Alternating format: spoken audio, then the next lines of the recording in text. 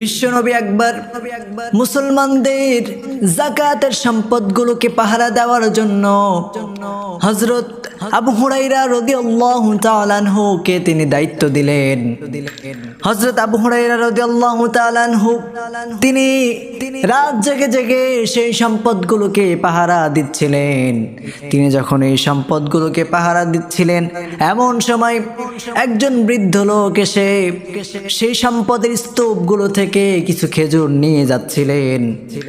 হযরত আবু হুরায়রা রাদিয়াল্লাহু তাআলা আনহু তিনি তাকে ধরে ফেললেন, তাকে পাকড়াও করে ফেললেন।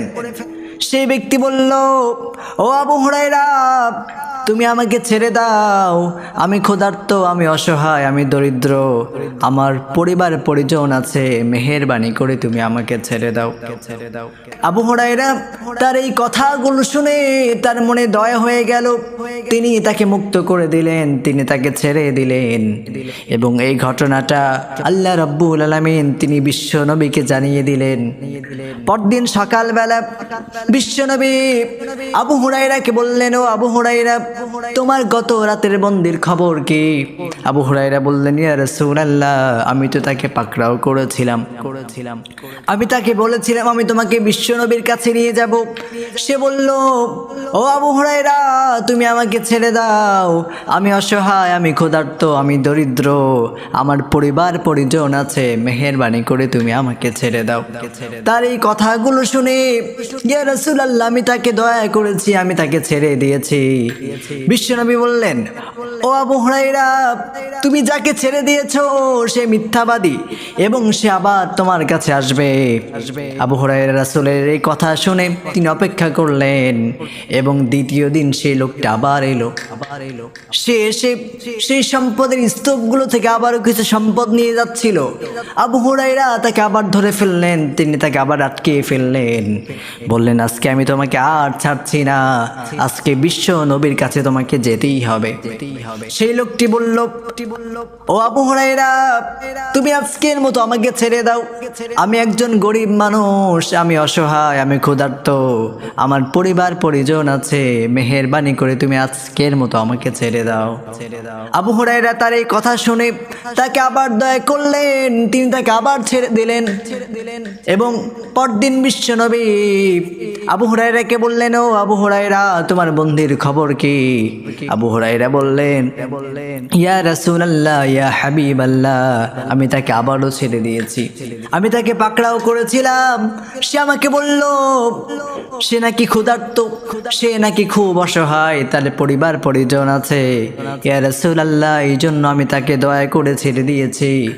বিশ্বনবী বললেন, ও আবু হুরায়রা, তুমি আজকে যাকে ছেড়ে দিয়েছো, কালকেও যাকে ছেড়ে দিয়েছো, সে আসলে মিথ্যাবাদী, সে তোমার কাছে আবার আসবে। হযরত আবু হুরায়রা তিনি রাসূলের কথা অনুযায়ী অপেক্ষা করলেন। অপেক্ষার পরে তৃতীয় দিন সেই ব্যক্তি আবার এসে প্রথম দিনের এবং দ্বিতীয় দিনের মতো এই কাজটা সে করে ফেললো। আবার কিছু সম্পদ নিয়ে সে যেতে লাগলো। হযরত আবু হুরায়রা তাকে ধরে ফেললেন, ধরে বললেন, আমি তোমাকে প্রথম দিন ছেড়ে দিয়েছি, দ্বিতীয় দিনও ছেড়ে দিয়েছি, তবে আজকে আমি আর তোমাকে ছাড়ছি না, আজকে আমি তোমাকে বিশ্ব নবীর দরবার পর্যন্ত নিয়ে যাবই যাব। সেই লোকটা বলল, আবু হুরায়রা, শোনো, তুমি যদি আজকের মতো আমাকে ছেড়ে দাও, তাহলে আমি তোমাকে একটা আমল দিব, আমি তোমাকে একটা আমল শিখিয়ে দেব, তুমি যদি আজকে আমাকে মুক্ত করে দাও। আবু হুরায়রা বললেন, কি সেই আমল? সেই আমল সম্পর্কে তুমি আমাকে বলো। সেই লোকটি বলল, ও আবু হুরায়রা, তুমি যখন ঘুমাতে যাবে, ঘুমানোর পূর্বে তুমি যদি আয়াতুল কুরসি তেলাওয়াত করে ঘুমিয়ে যেতে পারো, তাহলে আল্লাহ রাব্বুল আলামিন ফজর পর্যন্ত তোমাকে সমস্ত বিপদ আপদ থেকে হেফাজত করবে।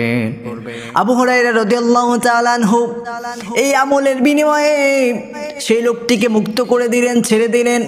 পরদিন সকালবেলা বিশ্বনবী আবু হুরায়রাকে বললেন, ও আবু হুরায়রা, তোমার বন্দির খবর কি?